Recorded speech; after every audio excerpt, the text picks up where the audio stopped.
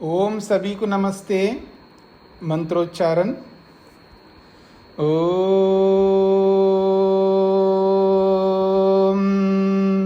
सहनाववतु सहनो भुनक्तु सह वीर्यं करवावहै तेजस्विनावधीतमस्तु मा विद्विषावहै।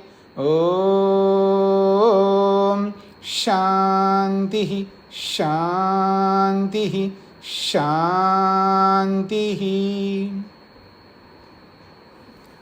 योग दर्शन की 49वीं कक्षा है। प्रथम समाधि पाद के 18वें सूत्र को लेकर के हम विचार कर रहे हैं। दो प्रकार की समाधियों में जो अंतिम महत्वपूर्ण समाधि है असंप्रज्ञा समाधि, उसकी परिभाषा आपके सामने आ गई है। विराम प्रत्यय अभ्यास पूर्व संस्कार शेषो अन्यः। महर्षि वेदव्यास कहते हैं, विराम का अर्थ कर रहे हैं सर्ववृत्ति प्रत्यस्तमये, समस्त वृत्तियां रुक जाने पर, सारी वृत्तियां रुक जा रही है। ऐसे अपने आप नहीं रुकती है। ये सारी वृत्तियां कैसे रुक रही हैं? पर वैराग्य को प्राप्त करने पर।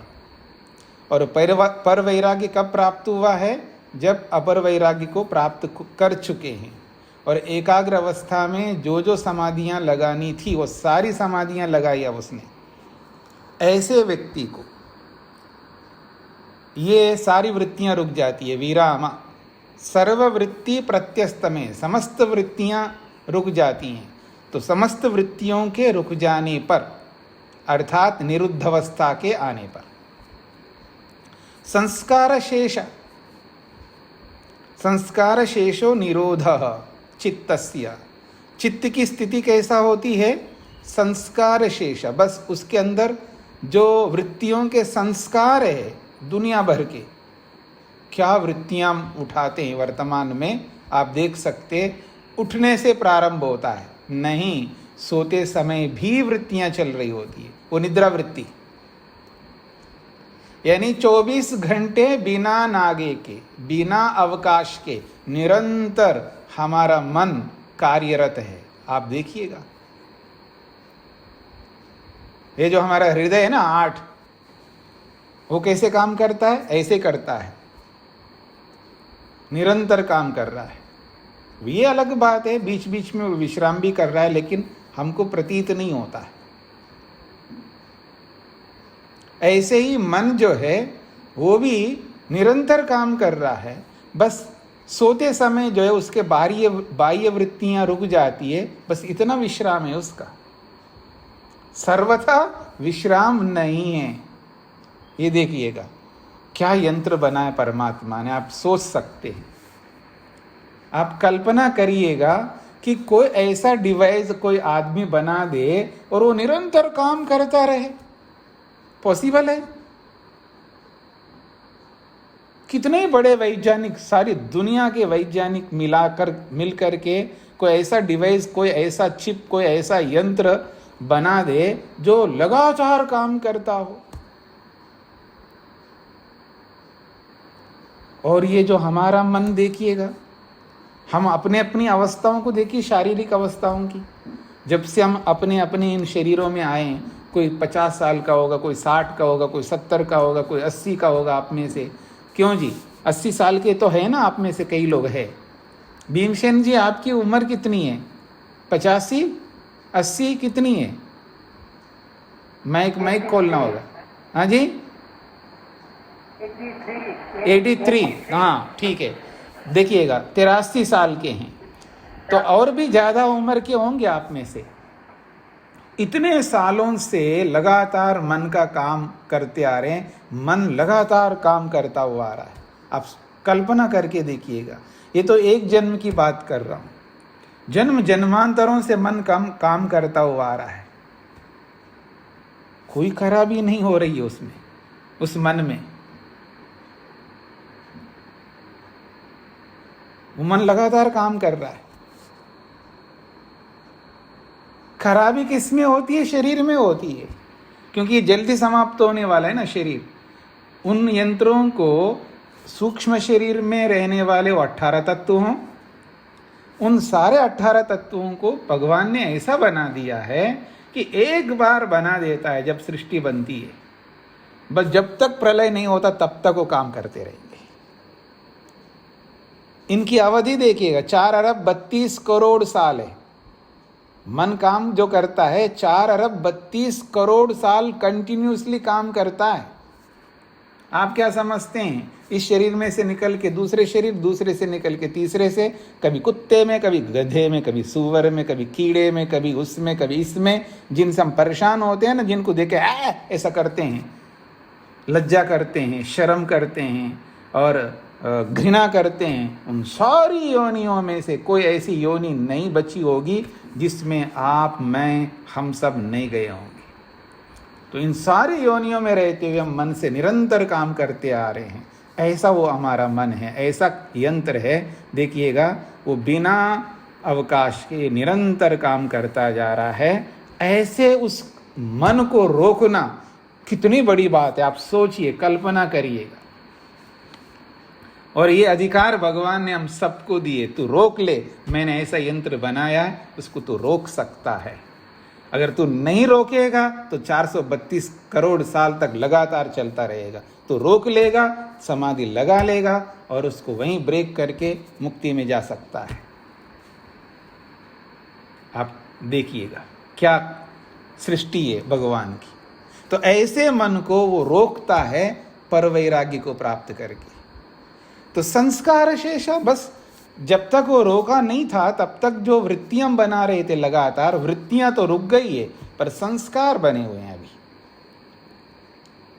और वो संस्कार हमें कुछ नहीं कर सकते हैं। क्यों? क्योंकि अविद्या को भी हमने रोक लिया है, समाप्त किया नहीं है। अविद्या को भी रोक लिए, जैसे वृत्तियों को रोका ऐसे अविद्या को भी रोका।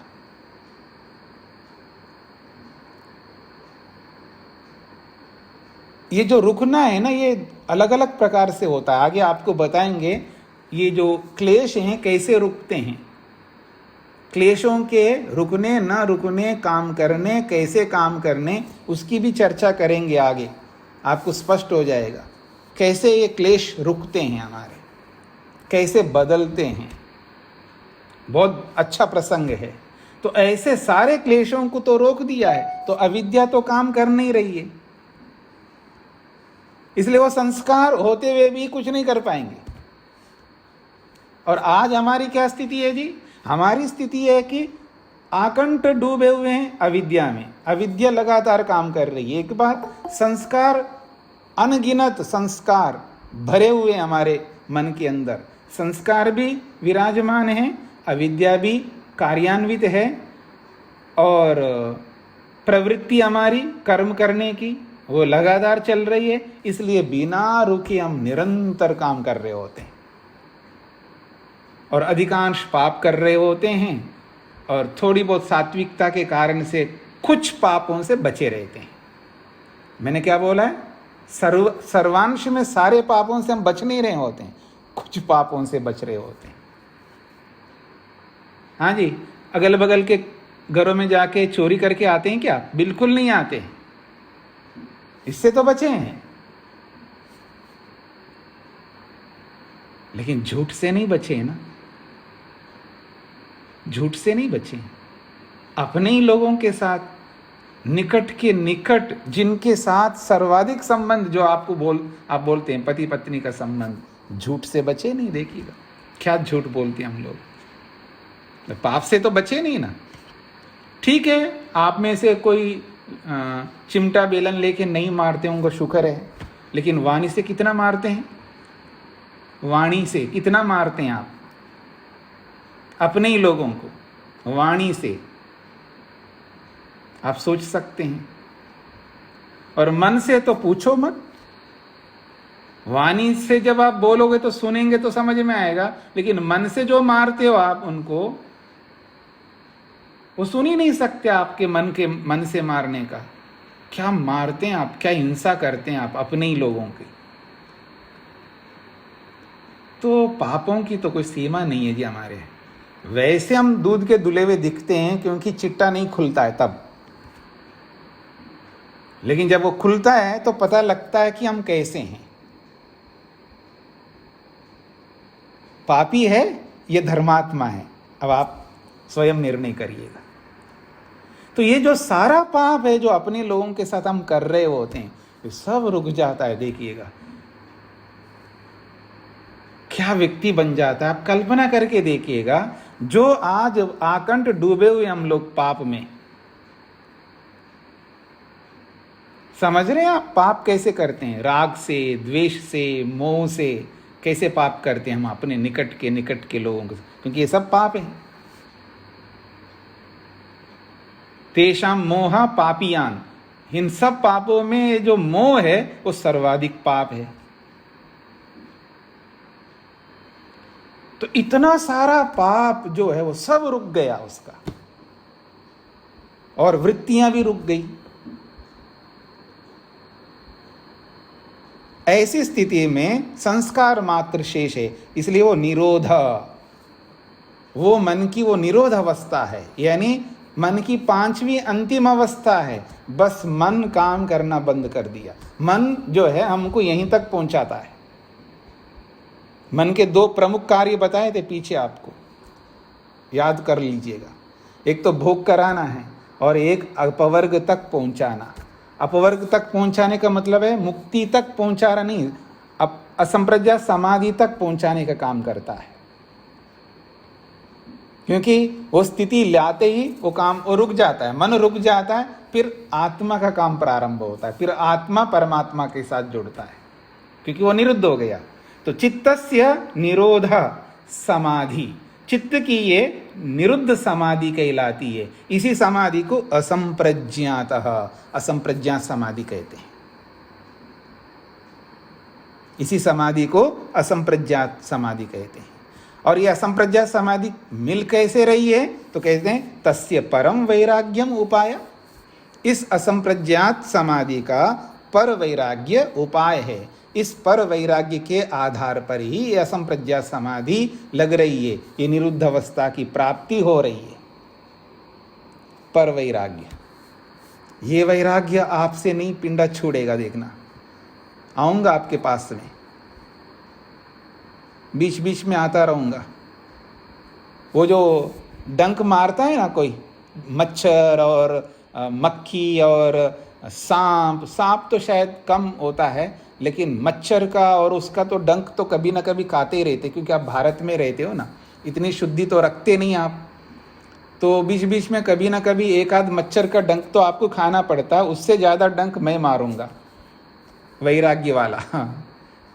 समझ रहे हैं ना? तो वो वैराग्य, जैसे ही मैं आपको बोला वैराग्य लाओ, तो फिर आप जैसे मच्छर मक्खी को आदमी वो डंक मारना आजकल जी बहुत मुश्किल है जी, क्योंकि पता नहीं कौन से मच्छर में, कौन से मक्खी में कौन सा वायरस है। समझ रहे हो ना? आज कुछ नहीं पता, इसलिए हम डरते हैं उनसे।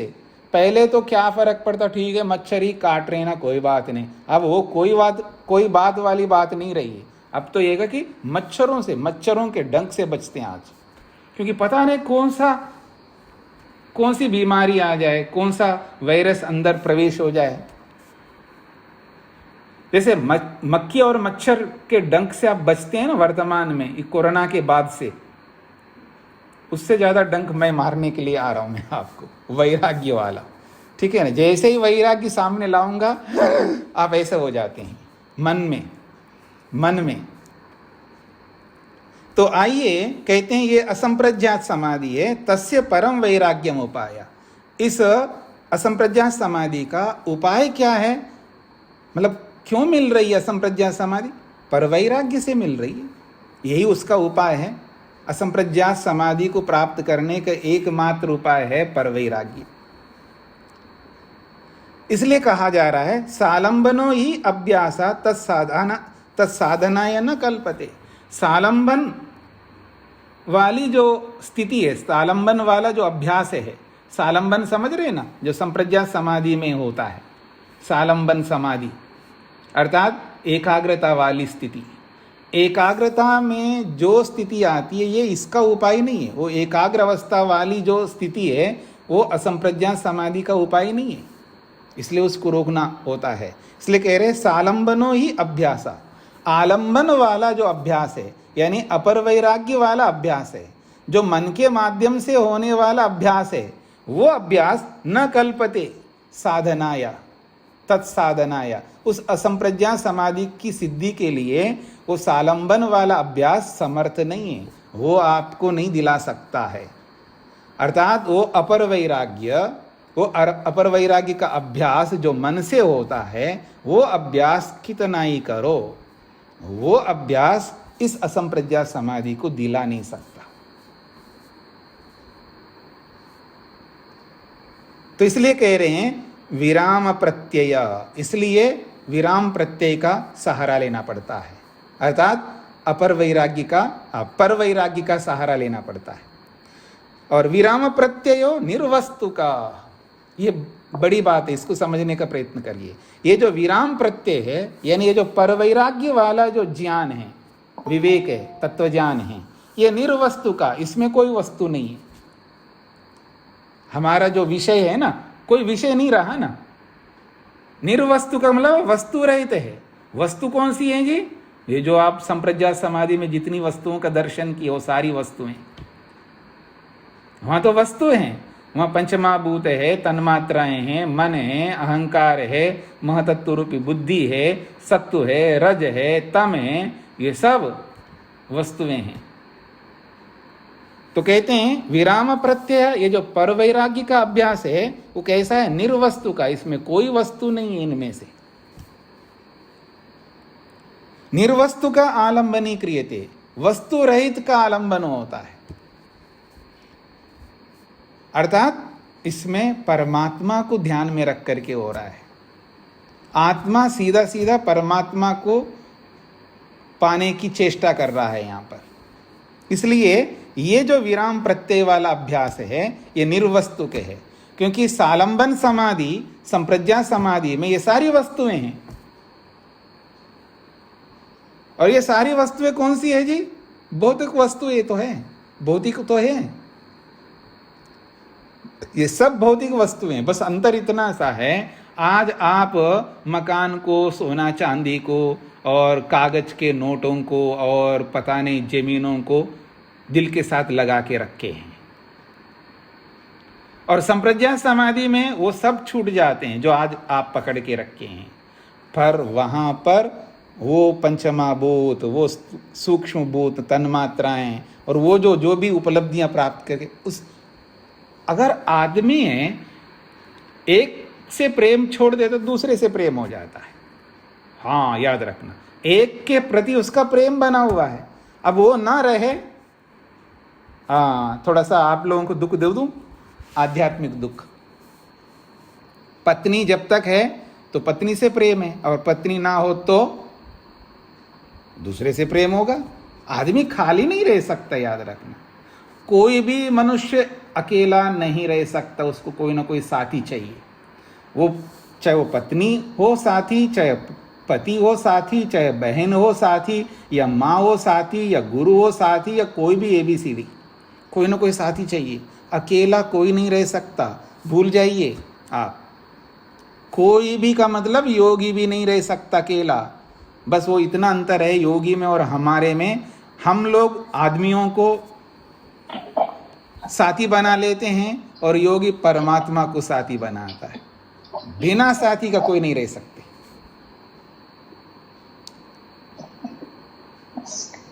माइक क्यों नहीं बंद करके रखते हैं? आपको समझ में नहीं आता है कि आप, मेरा माइक खुला है, बंद है? थोड़ा ध्यान दीजिएगा ना, सावधान रहिएगा। तो आप समझने का प्रयत्न करिएगा कि आदमी कोई भी अकेला नहीं रह सकता। इसलिए जो जब छोटा बच्चा होता है उसको भी डर लगता है, वो माँ को साथी बना लेता। माँ ही सब कुछ होती है, कभी पिता सब कुछ होता है। फिर उसके बाद धीरे धीरे बड़े होते हैं तो उसके मित्र साथी जो भी बनते हैं उसके साथ जुड़ते हैं। जैसे जैसे कुमड़ा जो भी होता है, आप संग जिसके साथ में वो जुड़ा रहता है, जिन वो सारे साथी बन जाते हैं, फिर उनके सहारे से वो रहता है। फिर धीरे धीरे और आगे बढ़ते हुए जैसा जैसा वो उसकी उम्र बढ़ती जाती है, जैसा जैसा उसका ज्ञान बढ़ता जाता है, इंफॉर्मेशन बढ़ता जाता है, वैसे वैसे लोगों को साथी बना करके वो जी रहा होता है।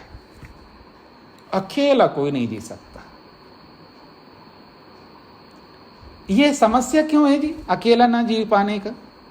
आपको कोई ना कोई साथी क्यों चाहिए? क्योंकि हम अपूर्ण हैं, क्योंकि हम अपूर्ण हैं। ज्ञान की कमी है, बुद्ध जिसको आप ज्ञान कहते हैं, और साधनों की कमी है, सामर्थ्य की कमी है, शक्ति आदि सब चीज़ों की कमी है हमारे।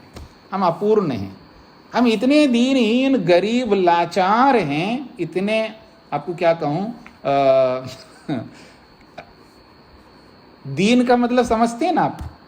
जैसे कोई भिखारी होता है, गरीब आदमी होता है, जिसके पास कुछ नहीं है, ना खाना है, ना पीना है, ना मकान है, ना रहने का, ना जाने का आने का कोई भी साधन नहीं उसके पास, रोडपति है। कितना दीनहीन होता है वो आदमी, जिसको एक समय के लिए भी कुछ नहीं मिल रहा है। जैसे वो दीनहीन है, सेम हमारी वो स्थिति है आध्यात्मिक दृष्टि से। ज्ञान देखो बहुत कम है, सामर्थ्य देखो बहुत कम है, हर सामर्थ्य, हर गुण, हर क्वालिटी अत्यंत न्यून है आत्मा की। इसलिए उतने में वो खुश नहीं है, इसलिए वो चाहता है ईश्वर का सहारा, ईश्वर का ईश्वर नहीं, आनंद चाहता है, उसके पास है ही नहीं। और जो साधन है उसके पास में वो इतना सामर्थ्य कम है उनका सबका, चाहे ज्ञान ले लो, कोई भी ले लो, आत्मा क्या जिस भी गुण को ले लो, जिस पर उंगली लगाओ वही न्यून से न्यून सामर्थ्य वाला है। इसलिए हम अपने आप को असुरक्षित मानते हैं, इसलिए हमें डर लगता है, भय लगता है। किससे? अधिक सामर्थ्य वालों से, चाहे भौतिक शरीर में रहते हुए हो या बिना शरीर में रहते हुए। बिना शरीर में रहते हुए भी आत्मा अंदर ही अंदर परेशान हो रहा होता है, इसलिए उसको परमात्मा शीघ्र उसको साधन दे करके उसको थोड़ा सामर्थ्यवान बनाता है। चाहे हम भौतिक साधनों के साथ में जुड़े रहें या चेतन वस्तु जो भी चाचा ताऊ मामा पति पत्नी आदि जो भी संबंध है इनके साथ हम जुड़े रहते हैं, ये सब नहीं होंगे तो जैसे योगाभ्यासी योगी परमात्मा के साथ जुड़ा रहता है, ये छूट जाते हैं। 2 लड्डू हाथ में नहीं मिलेंगे, आप ये याद रखना। आप में से कुछ लोग ऐसे ये भी पकड़ के रखूं और भगवान भी मिले, हाँ जी, कोई मेरे को सिर पे हाथ धर दे या कोई ऐसा चमत्कार कर दे या कोई ऐसा आदमी मिले, कोई ऐसा उपाय बताओ ना जी जिससे भगवान हमको मिल जाए, भगवान का दर्शन हो जाए। ऐसा आप लोग बहुत प्रयास करते हैं इसमें, मतलब ये लड्डू साथ में पकड़े रखो और वो लड्डू भी मिल जाए। ये 3 काल में संभव नहीं है। जिस लड्डू को पकड़ के रखा है इसको बिल्कुल त्याग करना होगा, तभी दूसरा लड्डू मिलेगा। तो ये स्थिति है कि सालंबनो ही अभ्यासा तत्साधनाय न कल्पते। सालंबन वाला जो अभ्यास है, संप्रज्ञात वाला जो अभ्यास है, वो उस असंप्रज्ञात समाधि को देने में समर्थ नहीं है। इसीलिए विराम प्रत्यय निर्वस्तुकः, वो विराम प्रत्यय जो है वो निर्वस्तुक है, अर्थात इसमें कोई भी संप्रज्ञात समाधि का विषय नहीं है। ये है निर्वस्तुक का अर्थ। इसलिए उस असंप्रज्ञात समाधि को अपनाया जाता, आलंबनी क्रियते, अर्थात उस असंप्रज्ञात समाधि को अपनाया जाता है। सच अर्थ शून्य, सच, और वो असंप्रज्ञात समाधि जो है अर्थ शून्य, अर्थात वो संप्रज्ञात समाधि के सभी अर्थों से रहित है। इसका ये अर्थ है, अर्थ शून्य का मतलब है उसमें कोई विषय वस्तु नहीं है। हाँ, ये याद रखना, ये जो अर्थ शून्य है ना, इस बात को ना समझने के कारण से कुछ लोग कैसी व्याख्या करते हैं, ध्यान ऐसा होना चाहिए कि कुछ भी ना हो, कुछ भी नहीं हो उसमें ध्यान में, क्योंकि अर्थ शून्य है ना, कुछ भी नहीं रहना चाहिए। भाई कुछ भी नहीं रहने का मतलब क्या होता है आप समझते हैं? डॉक्टरों से पूछो, कुछ भी नहीं रहने का मतलब होता क्या है? बेहोश। उसमें कुछ नहीं रहता है जी, बेहोश में कुछ भी समझ में नहीं आता। ध्यान वो होता है जिसमें कुछ भी ना रहे। सब जब कुछ भी नहीं है, कोई विषय वस्तु नहीं है, तो ज्ञान काय को होगा आपको, अनुभूति क्या होगी आपको? समझ रहे मेरी बात को? अनुभूति किसकी होती है? वस्तुओं की होती है, चीजों की होती है। आपको आज अनुभव हो रहा है तो वो किसकी अनुभव हो रहा है? जैसे अहमस्मि, मैं हूं, तो आत्मा की अनुभूति हो रही है। आत्मा एक वस्तु, एक चीज, एक पदार्थ है। अथवा आप जड़ वस्तुओं को अनुभव करते हैं जो आपके अधीनस्थ हैं। सोना चांदी आदि जो भी साधन है वो सब आपके अधीनस्थ हैं, जो आपके पास हैं, उनको अनुभव करते हैं आप। तो जो भी अनुभूति करते हैं तो किसी न किसी वस्तु की करोगे।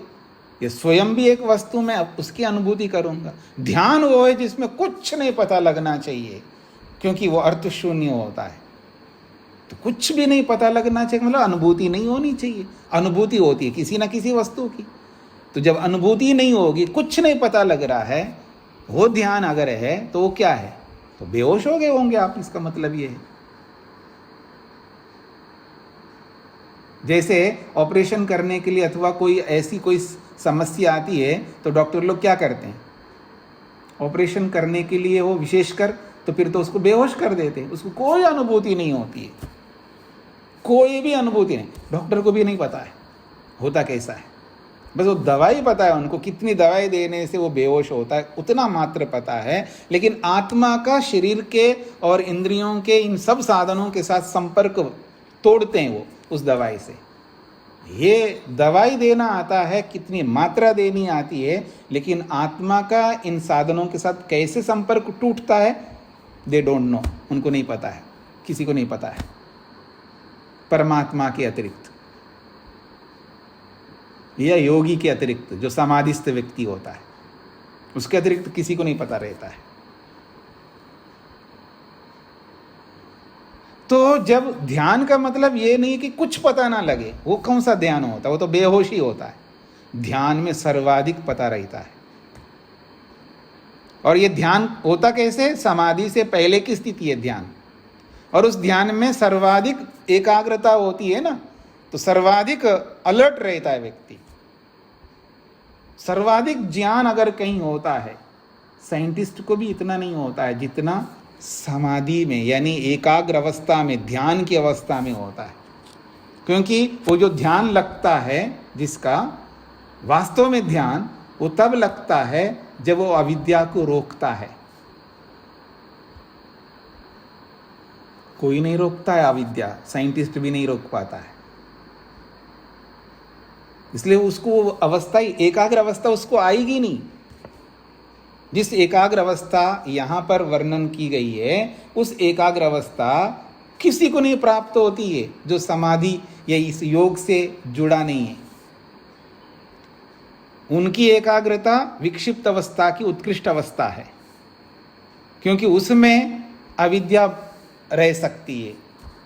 क्योंकि साइंटिस्ट भी जब उस खोज से बाहर निकलता है तो क्या करता है? जैसे आप करते वैसे करेगा, वो भी राग करेगा किसी न किसी से। कोई देश से राग कर सकता है, कोई उसके इर्द गिर्द लोग हैं, उसका परिवार है तो उससे राग करेगा, परिवार नहीं है तो वो देश से राग करेगा। राग जरूर करेगा और द्वेष भी करेगा। उनसे द्वेष करेगा जो दूसरे देश ऐसे हैं जो एक दूसरे को मारने में तुले हुए हैं। मान लो एक साइंटिस्ट एक अणुबम बनाया है, तो वो दूसरा साइंटिस्ट जो था, अच्छा मैं दिखाता हूँ, मैं भी बनाऊंगा, वो दो और अधिक बना के खड़ा कर देता है। तो आज यही चल रहा है इस पूरे संसार में। एक देश जो है अलग अलग कुछ देश के लिए बना रहे हैं, इसमें कोई आपत्ति नहीं है, पर देश के लिए जब मैं अपने आप को ये बना लूं कि मैं दूसरों को दुख ना दूं, कष्ट ना दूं अन्यायपूर्वक, तो ये बम बनाने की क्या जरूरत होगी? ये बम इसलिए बनाई जा रही है क्योंकि हमारे में कोई किसी के पास ये सामर्थ्य नहीं, कोई भी कुछ भी कर सकता है कभी भी। क्योंकि हम दुगले व्यवहार करते हैं ना, ऊपर से कुछ और अंदर से कुछ और। ये स्वभाव सबके जीवन में बना हुआ होता है। हर व्यक्ति में ये स्वभाव बना हुआ होता है। इसलिए देश के कर्णाधार हैं, जो देश को चलाने वाले, उनके अंदर भी यही भाव है जैसा हमारे में होता है। वो कौन से नई दुनिया से आए हैं, वो इसी दुनिया में हैं, तो भी हाँ हम मित्र हैं, हम आपस में मिल के रहेंगे। ऊपर से तो ये होता है, अंदर से कब कौन किसके ऊपर बम डाल सकता है, इसलिए डर बना हुआ है। इसलिए सब तुले हुए हैं अणुबम बनाने में। वो इतने बनाए तो हम इतने बनाएंगे, उसने इतने बनाए तो हम इतने बनाएंगे। तो ये बिना द्वेष के संभव नहीं है। तो द्वेष है तो राग भी है।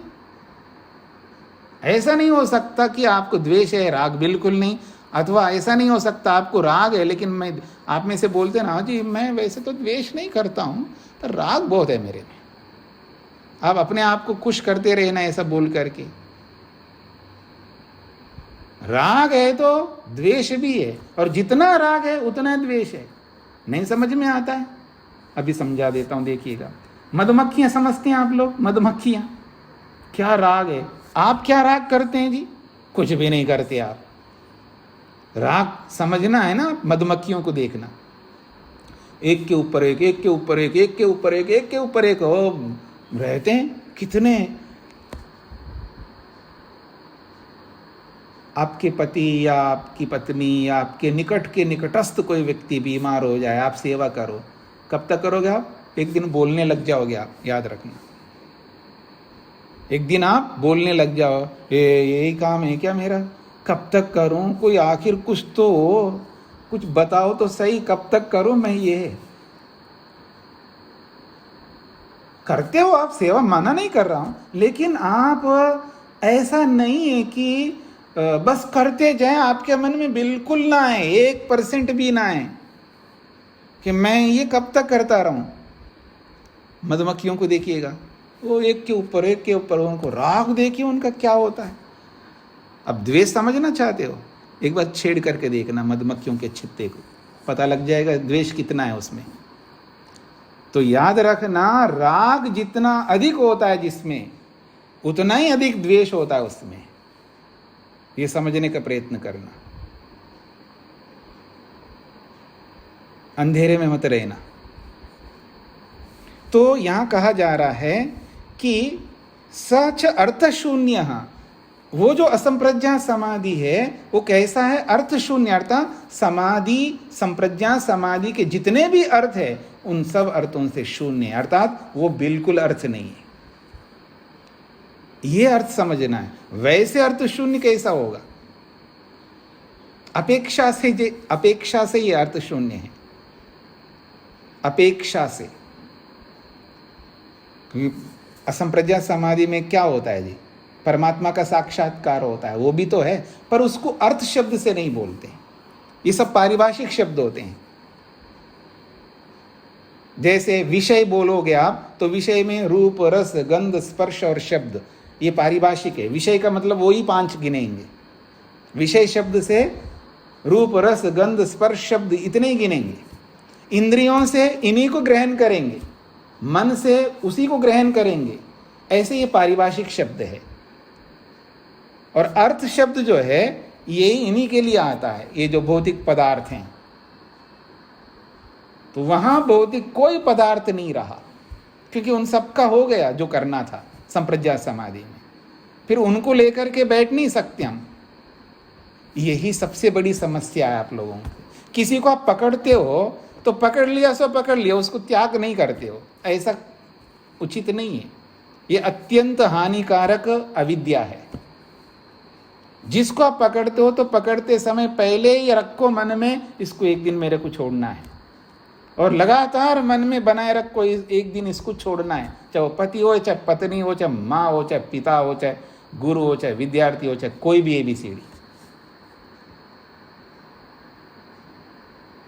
जुड़ते हैं तो संयोग हो गया, तो वियोग होना आवश्यक है।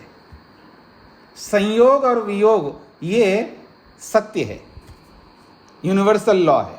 अगर आप किसी के साथ जुड़े हैं तो उनके साथ वियोग होगा, उसको पहले से दिमाग में ले आओ। बुद्धि का काम लीजिएगा, ज्ञान का, तत्व ज्ञान का। अविवेक का, अज्ञान का, मूर्खता का क्यों सहारा लेते हो, क्यों दुखी परेशान होते हो? आपको पहले से समझना चाहिए जिसके साथ मैं जुड़ा हूं वो छूटेगा मेरे से। वो दिन आएगा, कब आएगा आई डोंट नो, मेरे को नहीं पता है, लेकिन आएगा अवश्य। और जब आएगा, शांत, धैर्य, साहस, निर्भीकता, बिल्कुल सामान्य रहना है। हो गया तो क्या है, जब तक है तब तक खूब एक दूसरे का साथ देंगे, जब गया सो गया, कोई बात नहीं। ये तो होना ही था,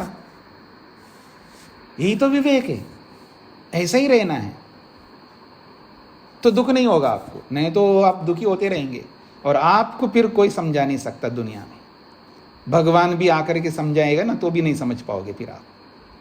इसलिए पहले से ही दुखों को कम करो।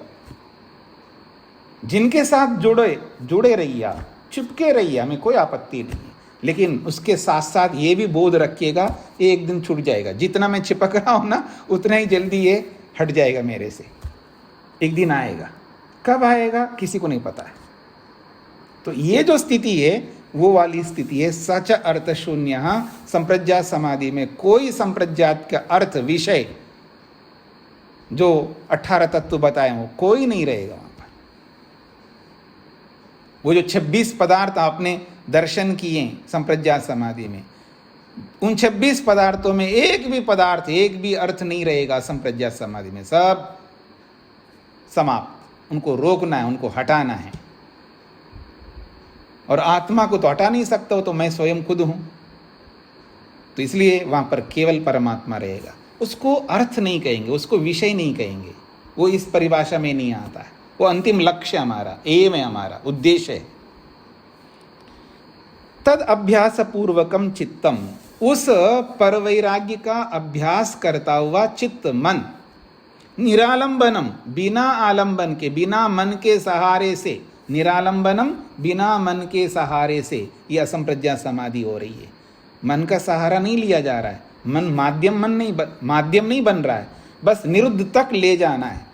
यानी निरुद्ध अवस्था तक पहुंचा दिया है हमको मन ने, बस उसके बाद में मन काम ही नहीं करेगा और रुक गया है। इसलिए निरालंबनम, ये बिना आलंबन वाली समाधि है असंप्रज्ञात समाधि। अर्थात इसमें मन सहयोग नहीं कर रहा है, मन रुक गया, बस रिटायर हो गया है। और अभावम प्राप्तम, अभाव प्राप्तम इवा, मानो ये मन नहीं है वहां पर, मानो समाप्त हो गया ऐसा नहीं है। मन वहीं का वहीं खड़ा है, रुका हुआ है, बस मन रुका हुआ है। अभावम, अभाव प्राप्तम इवा, मानो कि अभाव हो गया हो, यानी मन वहां नहीं रहा हो, यह मन वहां नहीं है, मन नहीं है सा, मन नहीं सा, ऐसा समझ लीजिएगा।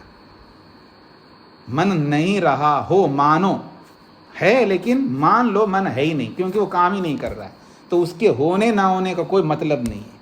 इसलिए कहा अभाव प्राप्तम इवा, मानो मन अभाव को प्राप्त हो गया हो।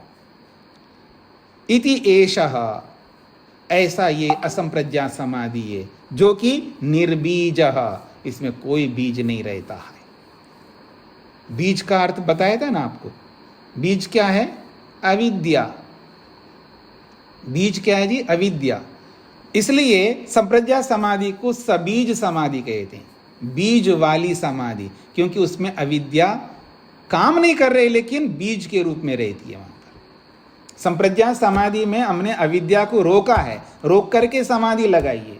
अविद्या काम नहीं करती है लेकिन कारण रूप में, बीज रूप में रहती है। अब मेरी ओर देखिएगा, ये आएगा आगे, आप तीसरे पाद में पढ़ेंगे, लेकिन थोड़ा समझ लीजिएगा ये सबीज और निर्बीज को। जब संप्रज्ञात समाधि लगती है उसमें अविद्या समाप्त नहीं होती, अविद्या बनी रहती है लेकिन कार्यरत नहीं होती, उसको रोक लिया हमने, लेकिन बीज रूप में रहती है। मान लो संप्रज्ञात समाधि लगाए कोई और असंप्रज्ञात समाधि की स्थिति नहीं बनी, असंप्रज्ञात समाधि नहीं लगा पाएगा, मान करके चलिएगा, थोड़ी देर कल्पना करिएगा, केवल संप्रज्ञात समाधि तक पहुंच गया, वहीं रुक गया आदमी, वो आगे मेहनत नहीं कर रहा है। तो संप्रज्ञात समाधि लगी कैसे? अविद्या को रोकने पर। अविद्या समाप्त नहीं हुई है, अविद्या को रोक लिया और एकाग्र अवस्था को प्राप्त कर लिया, तब संप्रज्ञात समाधि लगती है। पर अविद्या बीज रूप में विद्यमान है। और आगे असंप्रज्ञात समाधि के लिए आप आगे मेहनत नहीं करें, आगे ना जाए और केवल संप्रज्ञात समाधि में रहो, तो वो बीज जो है कब तक पड़ा रहेगा? एक दिन अंकुरित हो जाएगा। क्योंकि मेहनत आपने आगे का मेहनत रोक लिया, आगे बढ़ेंगे नहीं असंप्रज्ञात की ओर, तो वहीं पर रहेंगे। तो क्या होगा? वो बीज कब तक खाली रहेगा? एक दिन अंकुरित होगा ना। जैसे आप लोग क्या करते हैं कि बच्चे नहीं चाहिए, चलो नहीं चाहिए, मान लिया ऑपरेशन नहीं कराया, जो वर्तमान की परिस्थिति बता रहा हूं मैं आपको। तो लेकिन कभी तो होगा भूल से, अब भूल किसी का है, मगर हो गया, गर्भ स्थापित हो गया। अब ये मूर्खता क्यों करो कि इसको हटा दो, बस हो गया सो हो गया भाई। और उसको आप मारोगे तो भ्रूण हत्या कहते हैं, और दुनिया में सबसे बड़ा पाप माना जाता है भ्रूण हत्या को। वो नहीं कर सकते आप, आपने सावधानी क्यों नहीं रखी? फिर अब हो गया तो हो गया, उसको चलाओ, तो वो वाली स्थिति आएगी। अविद्या भी समाप्त तो हुई नहीं है, रोक के रखा उसको हमने, बीज रूप में है, और उधर मेहनत करना नहीं असंप्रज्ञात समाधि की। तो वो जो बीज है कभी ना कभी अंकुरित हो जाएगा। वो जो आपको समाधि मिली है उससे भ्रष्ट होकर के वापस बैक टू दी पेविलियन वापस लौट के आओगे, फिर वही राग द्वेष में फिर फंसे रहोगे। इसलिए आगे बढ़ने के लिए कहता है, वो बीज जब तक रहेगा तब तक खतरा है। आपने सांप पकड़ लिया है, भले ही उसको पिंजरे में डाल दिया है, लेकिन खतरा तो जरूर है। और कुछ लोगों से पूछ के देखो, उनको नींद भी नहीं आएगा, अरे अब तो सांप आएगा नहीं, उसको ताला बंद बढ़िया अच्छे उसमें डाल दिया है। पता नहीं जी, 1% कहीं तो रहता होगा ना डर। डर रहेगा नहीं रहेगा, ये वही डर है। अगर मार दिया, मान लीजिए उसको मार दिया, मार करके ले गए और उसको दबा दिया जमीन में, मान लिया। वैसे नहीं मारना चाहिए, हमारा काम मारने का नहीं है। जैसे हम सांप से डरते हैं, सांप भी हमसे डरता है। और सारे सांप विष वाले, जहरीले विष वाले नहीं होते, बहुत रेयर में होते हैं। वो आयुर्वेदकार ने बताया कि कितना कम % सांपों में ही जहर विषैला होता है। बाकी तो ऐसे लगता है सांप के नाम से हम डरते हैं, लेकिन सब में वो जहर वैसा नहीं होता है। अगर मान लो कोई ऐसा सांप काट भी दिया हमको, परेशान नहीं होने का, वो समझना होता है वो कौन सा सांप है। जहरीला वाला सांप है तो तत्काल चिकित्सा हो जाएगी वो, और साधारण सांप काटे तो भी चिकित्सा होती है, उसमें कोई बात नहीं, लेकिन उससे कोई मरेगा नहीं है। लेकिन जिसको आप जहरीला सांप, काला नाग, जो भी आप कहते हो, जिसका विष बहुत जबरदस्त होता है, वो अगर काटता है तो बस पूछिएगा मत। अलग अलग स्थितियां हैं, बचने वाले बच जाते हैं शीघ्र औषधि लेने से, और नहीं हो पाता है तो मर जाते हैं। तो जैसे सांप को पकड़ लिया, जहरीले सांप को, और उसको ऐसे उसमें रख दिया है, और उसमें वो बाहर ना निकले, किसी भी प्रकार से नहीं निकल सकता, ऐसा मान करके आपने रखा है, और उसको घर पे रख लिया मान लीजिएगा। अब सो जाइएगा, और घर में कोई ना कोई ऐसे व्यक्ति होंगे जो डरेंगे, उनको नींद भी नहीं आएगी। पता नहीं क्या पता है कब उसमें से निकल के वापस आ जाए। तो ये डर तो रहता है ना किसी को। वो वैसी स्थिति यही अविद्या। जब तक इसको मारेंगे नहीं, हम इसको समाप्त नहीं करेंगे, इसको भस्म नहीं करेंगे, तब तक खतरा बना रहेगा। इसलिए इसको कहते हैं सबीज समाधि। बीज अभी वर्तमान है, पता नहीं कब अंकुर फूट जाए और फिर वही राग द्वेष का बोलबाला हो जाए। तो इसलिए वो संप्रज्ञा समाधि में इतनी उपलब्धि प्राप्त करने के बाद में भी वो अविद्या बीज रूप में रहती है। लेकिन जब हम संप्रज्ञा समाधि में प्रवेश करते हैं तो वहां पर इस बीज को भी समाप्त करना होता है। वो कैसे समाप्त होता है आगे बताएंगे आपको। आगे बहुत लंबा सूत्र आएगा और उसमें लंबा उसकी व्याख्या करके बताएंगे कैसे अविद्या को समाप्त किया जाता है। बस आप साथ देना है, आप लोग साथ दें, निरंतर पढ़ते रहें और जुड़े रहें, समझने का प्रयत्न करिएगा तो आपको सब समझ में आएगा। तो वो असंप्रज्ञा समाधि में उस बीज रूपी अविद्या को भी वो समाप्त करता है। अब वो बीज रहेगी नहीं, रहेगा ही नहीं, वो अविद्या रहेगी नहीं, समाप्त हो गया, नष्ट हो गया। अब नष्ट हो गया, जैसे सांप मर गया, अब आप निश्चिंत होकर के सो सकते हैं। मार भी दिया उसको, वहां से हटा करके कहीं जमीन में गाड़ के आए दूर, फिर आपके घर में आप निश्चिंत होकर के सो जाते हो। ऐसी स्थिति होती है। अब असंप्रज्ञा समाधि में उस अविद्या रूपी बीज जो बना हुआ है उसको समाप्त किया जाता है। समाप्त कर दिया, अब कोई बीज नहीं रहा, इसलिए इस असंप्रज्ञा समाधि को निर्बीज समाधि कहते हैं। असंप्रज्ञा समाधि एक नाम, निर्बीज समाधि दूसरा नाम, ऐसे कई नाम है इसके। इसलिए इसको कहते हैं निर्बीज समाधि असंप्रज्ञातः। ये निर्बीज समाधि जो है असंप्रज्ञा समाधि कहलाती है। ये असंप्रज्ञा समाधि की परिभाषा पूरी हुई है। अब आप लोग प्रश्न कर सकते हैं, उर्मिला जी को क्या कहना है?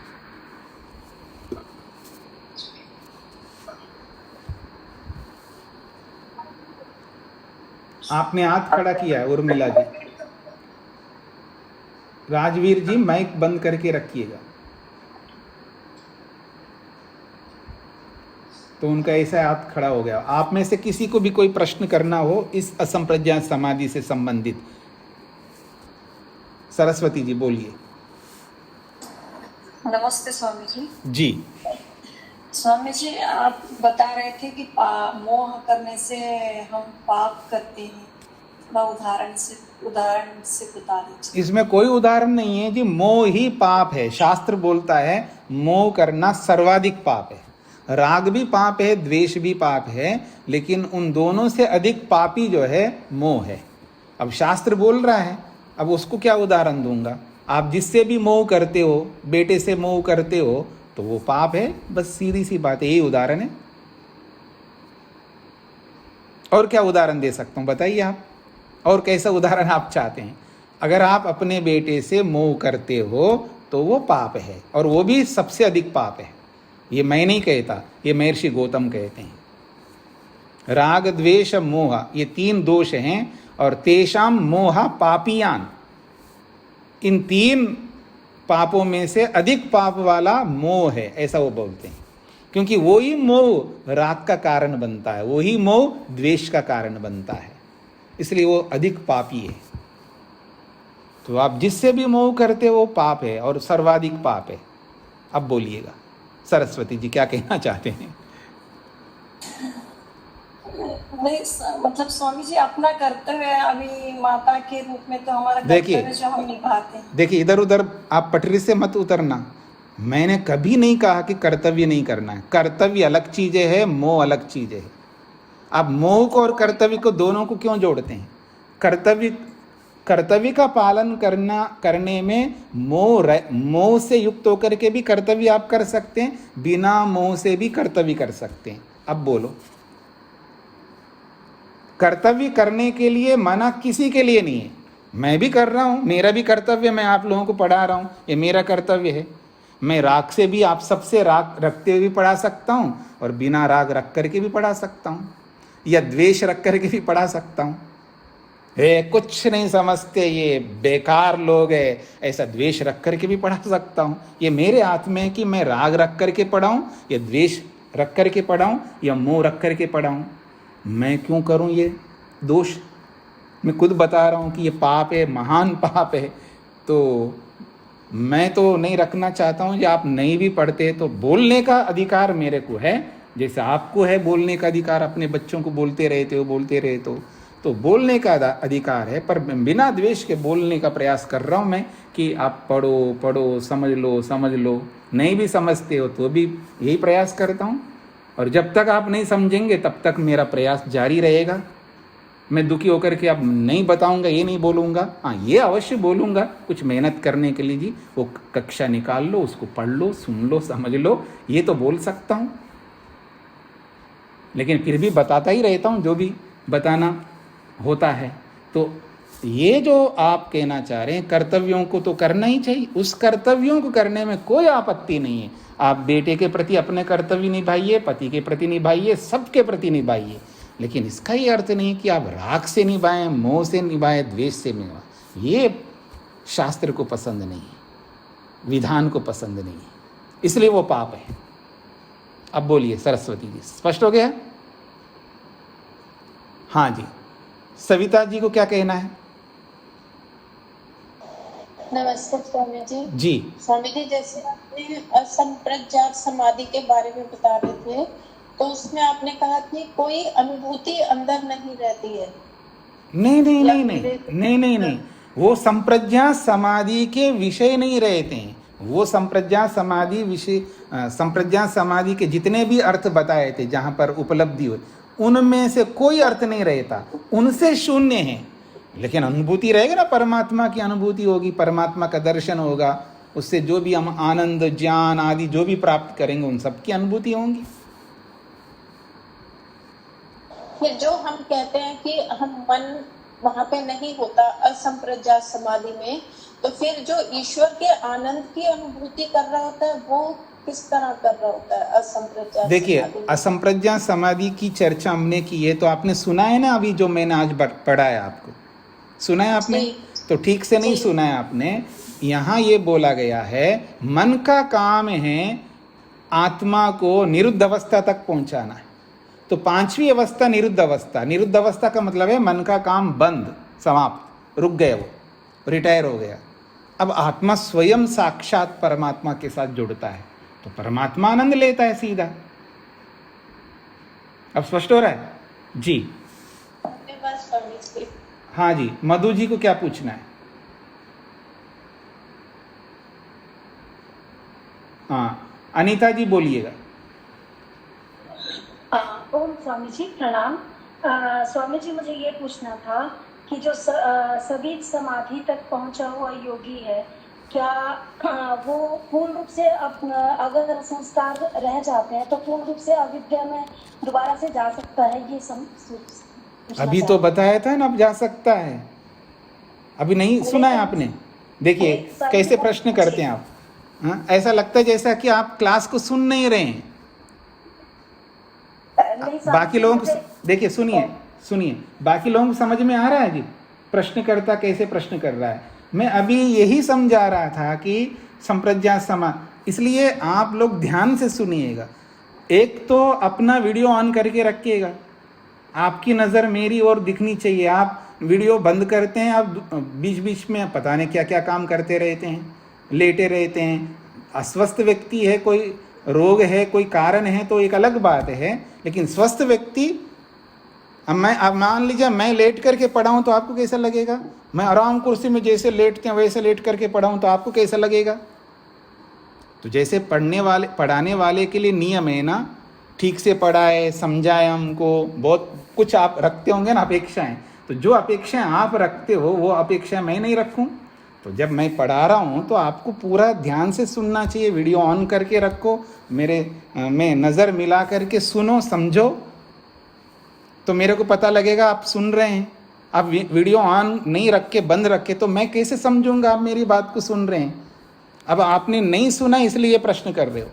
आप पूछिए क्या प्रश्न करना है आप? जी स्वामी जी, ये तो स्पष्ट हुआ मुझे, लेकिन मुझे ये लग रहा था कि संस्कार रूप में, जिस तरह से हमारे मन में संस्कार रूप में रहते ही हैं, तो वो दोबारा से भी तो वो संस्कार जागृत होकर व्यक्ति पुनः प्रयास करे तो वो उस अवस्था तक जल्दी पहुंच सकता है। ये पूछना चाह रही थी। कौन सी अवस्था तक जल्दी पहुंच सकता है? असंप्रज्ञात समाधि को अगर योग भ्रष्ट हो भी जाए तो वो दोबारा उसके संस्कार अगर जागृत हो जाए तो वो दोबारा उस अवस्था को जल्दी प्राप्त कर सकता है। ये पूछना चाह रही थी। ऐसा है, मतलब आपको ये चिंता हो रही है कि भ्रष्ट हो जाए तो फिर वो कैसे जल्दी प्राप्त कर सकता है, नहीं कर सकता। इतने दूर क्यों जा रहे हो आप? इतने दूर ऐसा है, हमको समझ रहा हूँ मैं आपकी बात, मैं समाधान करूँगा, इसमें कोई बात नहीं है, पर हम केवल शुष्क बातों में ना रहे, हमको थोड़ा मेहनत करना है। हम वहाँ तक सोचना चाहिए, लेकिन वहाँ की बात कुछ करके सोचना चाहिए। मान लीजिएगा अगर कोई बच्चा 5वीं में पढ़ रहा है तो वो 10वीं के बारे में सोच सकता है। हाँ, मेरे को 12वीं तक पहुंचना ये सोच सकता है, वो पीएचडी के बारे में क्यों सोच रहा है? वो मतलब पीजी के जो भी है, चाहे वो पीएचडी हो, एमए हो या एमएससी हो, या उसके बारे में क्यों सोच रहा है? उसको 10वीं के बारे में सोचना है, उसको 5वीं में तो छठी के बारे में सोचना है। कल मेरे को 10वीं तक जाना है, लेकिन कल को 12वीं 11वीं 12वीं लूँगा तो क्या विषय लूँगा, अभी तो मेरे को समझते हुए जाना होगा, इसके बारे में सोचे।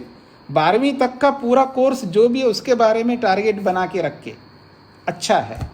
12वीं हो गई है, फिर आप आगे के सोचो तो अच्छा रहता है। फिर भी मैं आपको बता देता हूँ, अगर भ्रष्ट होता है तो उसको मेहनत वैसा ही करना पड़ता। इतना आसान नहीं है कि भ्रष्ट होकर के वो वापस पहली सीढ़ी में आ गए तो तुरंत छलांग मार करके फिर अंतिम सीढ़ी में पहुंच जाएगा। इतना आसान नहीं है। हम अपने हाथों से नीचे गिरते हैं और अपने हाथों से ऊपर चढ़ते हैं। तो नीचे गिरना बहुत सरल होता है, गिर गए ना तो फिर चढ़ने के लिए फिर उतना ही समय लगता है ना। ठीक है, एक बार चढ़ के आता है व्यक्ति पर्वत, दोबारा जाता है तो उसको पहली बार चलने वाले की अपेक्षा से कम समय लगता होगा, लेकिन पूरा मेहनत वैसे ही करना पड़ेगा। थोड़ा बहुत ही अंतर होता है, हाँ ये याद रखना। स्पष्ट हो गया जी अनीता जी? जी स्वामी जी, जी जी, हाँ जी। वो माइक बंद करिएगा। मधु जी का प्रश्न आ रहा था, फिर मधु जी आउट हो रहे हैं, यानी नहीं स्वामी जी नमस्ते, मैं माइक ऑन करना भूल गई थी, मैं रास्ते में हूँ, मुझे समझ नहीं आ रहा था। जी बोलिए। स्वामी जी मेरा प्रश्न था, फिर आपने कहा कि आगे के प्रश्न मत पूछो, तो मुझे लगा कि शायद पता नहीं। नहीं, ऐसा मेरा अभिप्राय नहीं है, बिल्कुल नहीं पूछो, पूछिएगा। ये जानना चाह रही थी कि आप पहले मैं अपनी अभिप्राय को और स्पष्ट कर दूं। आगे के प्रश्न पूछने में मेरे को कोई आपत्ति नहीं है, लेकिन कुछ लोगों का स्वभाव बना रहता है, वो मेहनत कुछ करना चाहते नहीं हैं प्रैक्टिकली, लेकिन केवल किताबी या केवल मेंटली बस हर चीज़ के बारे में जानकारी रखना चाहते हैं और शुष्क बातों में जीना चाहते हैं। केवल मैं उसको रोकना चाहता हूँ, थोड़ा सा प्रैक्टिकली भी हम आगे बढ़े, अच्छी बात है। और प्रैक्टिकली जब व्यक्ति मेहनत कर रहा हो तब पता लगता है हमको, फिर वो जो भी प्रश्न पूछता है तो अखरता नहीं है व्यक्ति को, सबका समाधान आ जाता है। लेकिन मेहनत करता नहीं 1% और पूछता है वो उतनी बड़ी बात है, उसके लिए मैं रोकने का प्रयास कर रहा हूँ। ये स्वभाव आप लोगों के अंदर ना आए, ये मेरा कहने का अभिप्राय है, बाकी मेरा और कोई उद्देश्य नहीं है। हाँ मधु जी पूछिएगा। यही पूछना चाह रही थी कि फिर उस जो बीज अवस्था में हमारी वृत्तियां हैं, हमारे क्लेश हैं, अविद्या है, उसको कैसे फिर जग बीज करेंगे? निरुद्ध अवस्था में पहुंचेंगे कैसे, जब तक कि वो बीज अवस्था में हमारी अविद्या है? हाँ, इसके लिए मैंने बताया था कि उसके लिए अलग मेहनत करना पड़ता है। जो अविद्या जो बीज रूप में विद्यमान है उसको नष्ट करने के लिए अलग प्रयास करना होता है। हर चीज के लिए अलग प्रयास करना होता है। यहाँ पर हर चीज के लिए, जैसे आप लौकिक दृष्टि से देखेंगे तो आप हर चीज के लिए मेहनत करते हैं, पुरुषार्थ करते हैं, तो वैसा ही यहाँ पर भी वैसा ही करना होता। प्रोसेस तो वही सेम है। तो इस बीज रूप में विद्यमान अविद्या को भी नष्ट करने के लिए लंबा प्रोसेस है, वो भी आगे जाके कि आपको बताएंगे सूत्रकार और भाष्यकार। जी मधु जी। धन्यवाद। हाँ जी, शकुंतला जी को क्या पूछना? एक विषय को लेकर चलेंगे। हाँ जी, और वो था कि एक विषय को लेकर चलेंगे, मतलब पहले रोक दिया क्लेशों को, अविद्या को, फिर उसको दग्ध बीज करेंगे, नाश करेंगे। हाँ जी, हाँ, साथ साथ नहीं होते ये। कुछ काम ऐसे होते हैं जो एक के बाद एक होते हैं, कुछ काम ऐसे होते हैं जो साथ साथ होते हैं, और साथ साथ कौन से होते हैं वो भी मैं आपके सामने रखूंगा, और एक के बाद एक कैसे होते हैं, कौन से काम एक के बाद एक होते हैं वो भी आपको बताऊंगा जब हम दूसरे पाद में प्रवेश करेंगे, साधन पाद में। जी धन्यवाद स्वामी जी। हाँ जी, शकुंतला जी। स्वामी जी प्रणाम। जी स्वामी जी, जब हम असंप्रज्ञात नहीं संप्रज्ञात समाधि की बात कर रहे थे, उसमें एक शब्द था आह्लाद। आधा मतलब हलंत हा से आगे ला को आ की मात्रा, आह्लाद। आह्लाद, आह्लाद का मतलब है आनंद, सुख। नहीं, वो उसका अर्थ पता है। ये मैं पूछना चाहती थी कि जैसे कोई भी बच्चा या मैं या कोई भी व्यक्ति स्कूल लिखा होता है तो हम उसको स्कूल पढ़ते हैं, कोई भी जी या स्कूल पढ़ते हैं, लेकिन हमें बताया ये जाता है कि यह स्कूल नहीं, ये स्कूल है। जी। इसी तरह मैं जानना चाह रही हूँ कि वो फलाद है या फलाद, पहला हाँ आधा बोल रही हूँ मैं, फलाद है या आलाद बोल रही हूँ? नहीं, हलाद ही है जो आप बोल रहे हो, वही आपका कथन ही सही है। हाँ पूरा हम बोल लेते हैं बोलचाल की भाषा में, अहलाद ऐसा बोलते हैं, वो हाँ पूरा नहीं आधा है, लाद है, लाद। तो वो उससे समझ में नहीं आता आदमी को। तो कई कई कुछ स्थानों पर हम कुछ जैसे लिखा कुछ होता है, बोला कुछ जाता है ना। जैसे हिंदी में हम लोग जो भी कुछ बोलते हैं, लिखा कुछ और रहता है, बोलते कुछ और है, उन्हीं में से एक है यह अल्लाह। ठीक है जी। जी, ये भाषा की दृष्टि से अशुद्धि है ये। जी जी, मैं भाषा को जानती हूँ। बिल्कुल बिल्कुल अशुद्ध है। जैसे हिंदी में बहुत सारे अशुद्ध शब्द हम बोलते हैं, वैसा ही यहाँ पर समझ लीजिएगा। रूप जी। ओम स्वामी जी प्रणाम। जी स्वामी जी, मैं मेरा प्रश्न एकाग्र अवस्था के बारे में है कि जैसे कभी किसी व्यक्ति का यदि मन एकाग्र हो जाता है तो फिर वो दोबारा नहीं होता, तो फिर उस स्थिति में क्या करें? फिर अभ्यास करना होता है, और क्या कर सकते हैं। जो एकाग्र हुआ था जिन जिन कारणों से, उन कारणों को लगा करके दोबारा मेहनत करना पड़ता है, अर्थात उसके लिए अभ्यास करना पड़ता है उन उपायों को अपना करके। जितने उपायों से मन एकाग्र होता है और एकाग्र हो गया किसी का, एकाग्र का मतलब यहाँ वाली एकाग्रता नहीं है, वो विक्षिप्त वाली एकाग्रता है।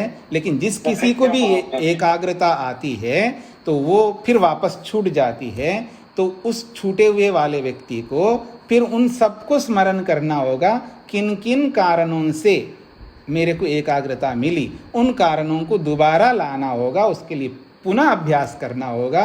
और जब तक वो एकाग्र नहीं होता तब तक उन उपायों को अपनाना होता है। उसमें हम लोग क्या करते हैं, जल्दी धैर्य छोड़ देते हैं, इसलिए समस्या रहती है। इतना आसान नहीं है कि हमें जैसे पहले एकाग्रता आई है जल्दी और अभी भी वैसे ही जल्दी एकाग्रता आएगी, इतना आसान नहीं है। पहले जो एकाग्रता आई है उसके सिम्टम्स अलग थे, ठीक है ना, उसके पीछे बहुत सारे कारण जुड़े हुए थे। और अब जो एकाग्रता नहीं बन रही है उसके सिम्टम्स अलग हैं। आप बहुत सारी आपत्तियों से, बहुत सारी समस्याओं से जूझ रहे हैं, तो पहले उन समस्याओं को हम हटाते नहीं हैं और सीधा एकाग्र होने के लिए प्रयास करते हैं। यानी एकाग्रता को रोकने वाले कारणों को रोके बिना हम एकाग्र होने का प्रयास करते हैं, इसलिए समस्या आती है। रूप जी, समझने का प्रयत्न करना। स्पष्ट हो गया जी? तो इसको यहीं पर विराम देते हैं, कल मिलते हैं। ओम शांति शांति शांति।